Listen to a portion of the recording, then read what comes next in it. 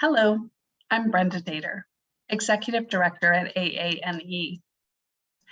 This month, our newsletter focuses on expectations, which seems appropriate given that it underpins so much of what happens this time of year. Whether it's family gatherings and traditions, gift giving, or creating New Year's resolutions, fulfilled versus misaligned expectations often becomes the silent judge of success or failure. When my autistic son was a young child, holiday gatherings were often painful for him. The smell of mint jelly would make him gag. The sound of multiple conversations at once made him cover his ears, and too many people in a room made him agitated.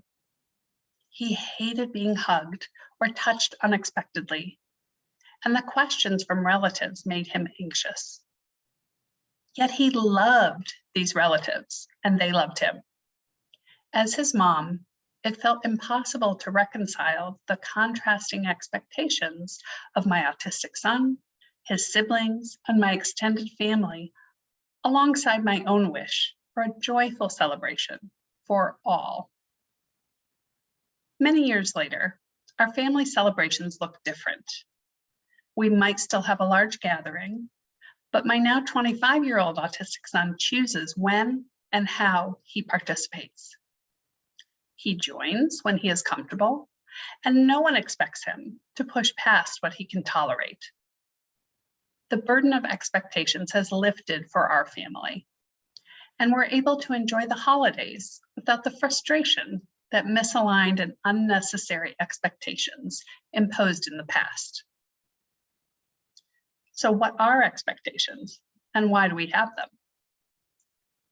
Expectations are the beliefs we hold about what should or will happen for ourselves or others. They can help motivate us, set goals, and build our self-confidence. The problems come when misaligned expectations lead to incorrect assumptions and frustrations with ourselves or others. Whether thinking about everyday expectations or even the expectations around life choices, how can we evaluate our expectations and define our priorities? So often, we subconsciously adopt expectations without thinking and convince ourselves that this is how things have to be done. But ask yourself, where does this expectation come from?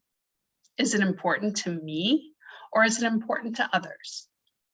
If it is important to you, but the expectation is causing difficulty, is it necessary? And if it is necessary, can it be modified in a way that would alleviate the challenge and still achieve its goal?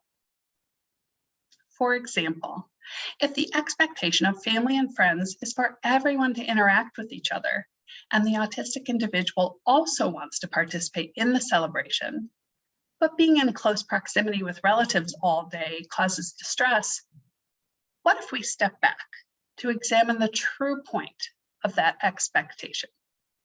If it is supposed to help people feel connected, how else might that work for everyone involved? When I shifted my holiday expectations so that people could join in for different amounts of time, and we played games or went for walks with the dog, everyone seemed more relaxed and positive connections were more likely.